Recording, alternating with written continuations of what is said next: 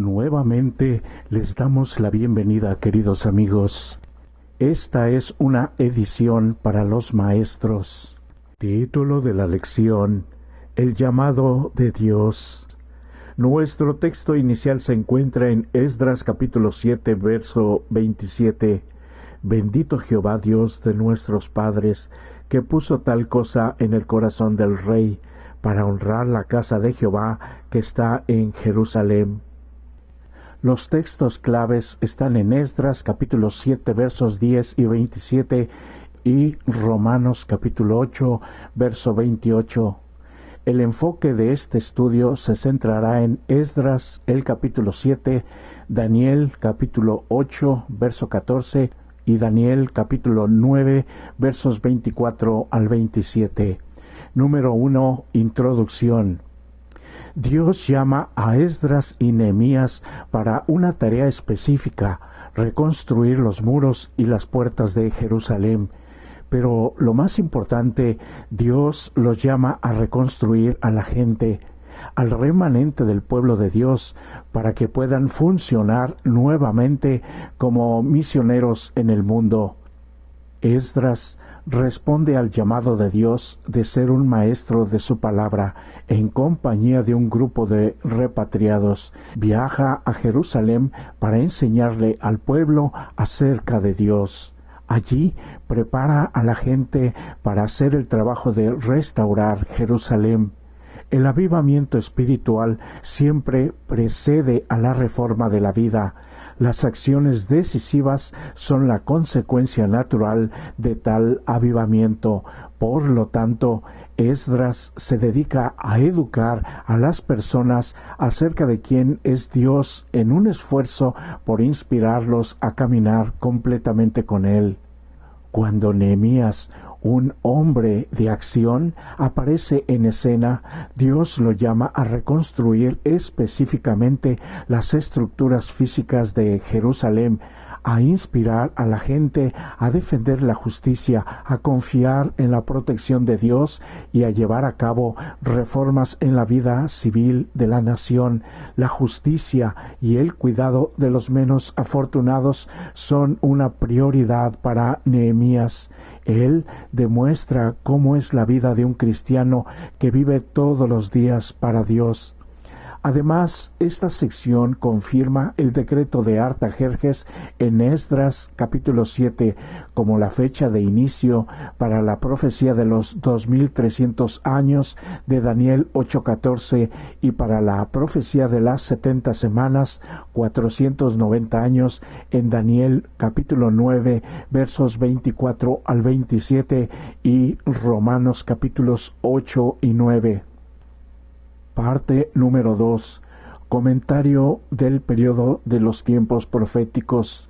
Dios llama a Esdras al comienzo del periodo profético de las 70 semanas, descrito en Daniel capítulo 9, versos 24 al 27. El inicio de este periodo profético corresponde con el mandato de Artajerjes de restaurar la ciudad de Jerusalén en el año 457 a.C. Les invitamos también a ver el video anterior de la lección 3 regular versión del alumno, porque allí se explica en detalle lo que significó ese periodo profético y cómo se corresponde con la profecía de los 2300 años.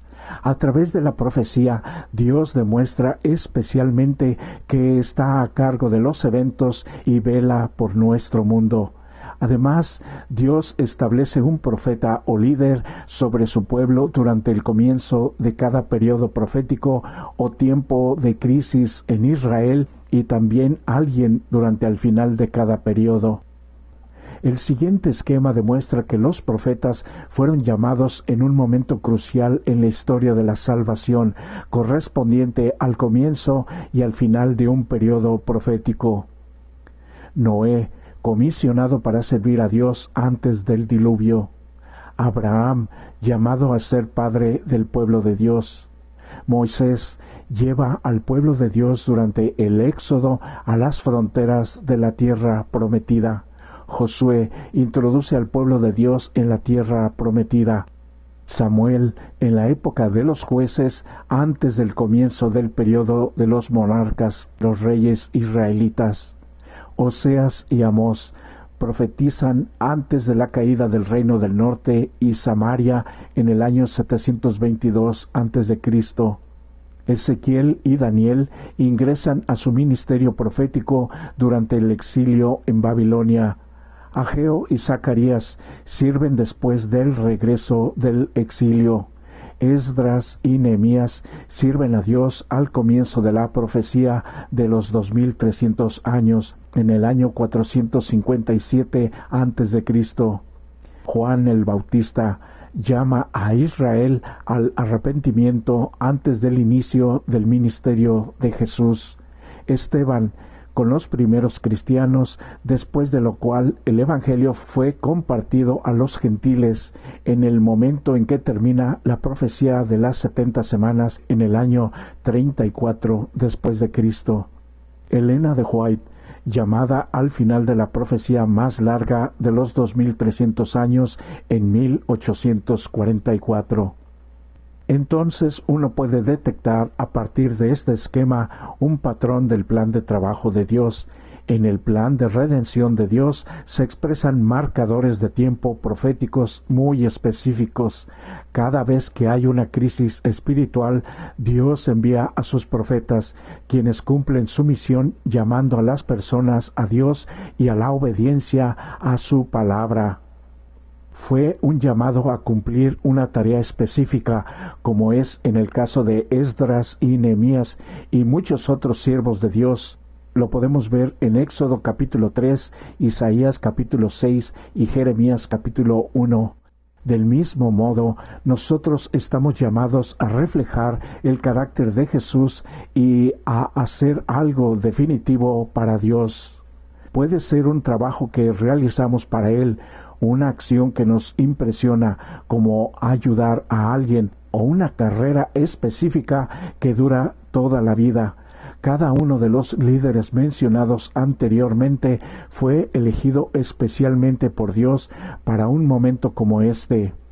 Llamaron a la acción, al arrepentimiento y un profundo compromiso con Dios. Esdras y Nehemías tenían un papel que desempeñar como líderes del pueblo de Dios al comienzo del periodo de tiempo profético más largo. También exhortaron a las personas a vivir para Dios y a demostrar su compromiso a través de la fe y la acción. La gente regresó de Babilonia inmersa en el estilo de vida babilónico y la adoración de muchas deidades. Afortunadamente, a pesar de cualquier otro problema que los desafió en su vida post-exilio, la idolatría no era uno de ellos. Sin embargo, su pluralismo religioso pasado no estuvo exento de efectos nocivos. Aunque la comunidad judía ya no adoraba a los ídolos, su antigua idolatría hizo necesario que Esdras y Nehemías volvieran a enseñar al pueblo lo que significa adorar al Dios del cielo y vivir para Él. Su forma aparentemente dura de abordar situaciones como la de los matrimonios mixtos en los últimos capítulos de Esdras y Nehemías no deberían sorprendernos, porque ambos líderes querían enseñarle a la gente lo que significa vivir vidas santas y cambiar radicalmente sus estilos de vida impíos. Por lo tanto, pidieron un compromiso sin reservas con Yahvé, una reforma total y un servicio apasionado a Dios. Llamado a restaurar. Una colaboración de Nehemías cuando llegó en el año 444 a.C. a Jerusalén, unos 13 años después del grupo de Esdras. Pero la misión de Nehemías de reconstruir Jerusalén no habría sido tan exitosa sin el trabajo de Esdras, porque estuvo 13 años enseñando a la gente acerca de Dios. En otras palabras, Dios estaba usando a Esdras para edificar espiritualmente a las personas, para luego construir estructuras físicas una vez que Nehemías llegara. Dios estaba trabajando en segundo plano, preparando los corazones de las personas y de los dos líderes. Finalmente, Dios no solo quería una Jerusalén restaurada, también quería un pueblo restaurado que le perteneciera. Por lo tanto, el trabajo principal fue traer a la gente de regreso a Dios. No solo inspiraron a las personas para el trabajo a realizar en las ruinas, sino que lo más importante, inspiraron a las personas a descubrir una pasión por Dios. Esdras y Nehemías modelaron esa pasión en sus propias vidas a través de la oración, el ayuno, la búsqueda de Dios y las acciones de acuerdo con la palabra de Dios. Fueron elegidos para una tarea específica durante un tiempo estratégico en la historia. Fueron llamados líderes, cada uno a su manera, según sus talentos. Esdras era un sacerdote y un escriba, y por lo tanto su principal influencia fue a través de la enseñanza de la Torá. Nehemías, por otro lado, era un copero del rey y tenía increíbles habilidades de liderazgo para motivar y reunir a las personas para hacer un trabajo. Esdras era un maestro, Nehemías fue un hacedor, una persona de acciones. Ambos eran líderes y sin embargo guiados por Dios de diferentes maneras. Al mismo tiempo, sus dos estilos de liderazgo eran importantes para la misión en cuestión. Se complementaron entre sí y cooperaron para hacer una diferencia para la causa de Dios, y él usó sus variadas personalidades y pasiones para lograr un cambio en la nación. En última instancia, somos responsables de lo que hacemos con la tarea o posición que Dios nos da. La decisión de si nuestra tarea se completa con excelencia o mediocridad recae solamente en nosotros. Dios nos ayudará en cada paso del camino. Sin embargo, no hará por nosotros el trabajo que nos ha encomendado. Podemos tener todos los regalos bajo el sol, pero si no los estamos usando para Dios, son totalmente inútiles. Cada uno de nosotros tiene que decidir poner todo en lo que Dios nos llama a hacer, a pesar de la fuerte oposición que podríamos encontrar. Esdras y Nehemías podrían haberse rendido, pero no lo hicieron. Perseveraron porque fijaron sus ojos en Dios.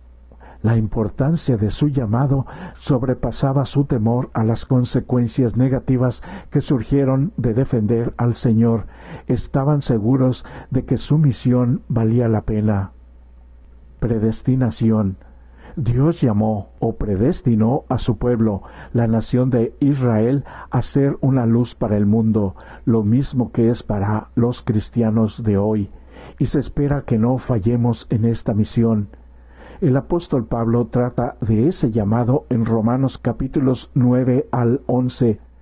En vista del hecho de que los líderes de Israel no aceptaron a Jesucristo como su Mesías y Salvador, el llamado de Dios no cambió, sino que se modificó, ya que los valores y el don de salvación de Dios también debían revelarse a todos los gentiles, a todos aquellos que no son judíos. Dios llamó a personas específicas a una tarea específica. Dios desea que tanto los judíos creyentes como los gentiles fueran salvos y juntos fueran la luz y la bendición para este mundo. La predestinación en la Biblia tiene 3 significados básicos. Número 1.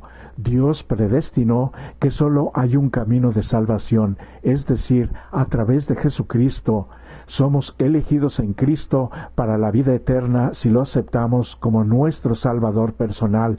Él desea que todos se salven. Número 2. Dios predestinó a algunas personas como individuos o como comunidad de creyentes a una tarea específica, a una misión particular, como ordenó al remanente fiel a proclamar el Evangelio eterno. Dios tiene una misión mundial. Número 3. Dios ha predestinado el clímax final de la historia humana cuando vendrá como juez y dará su recompensa. El resultado final será su triunfo escatológico.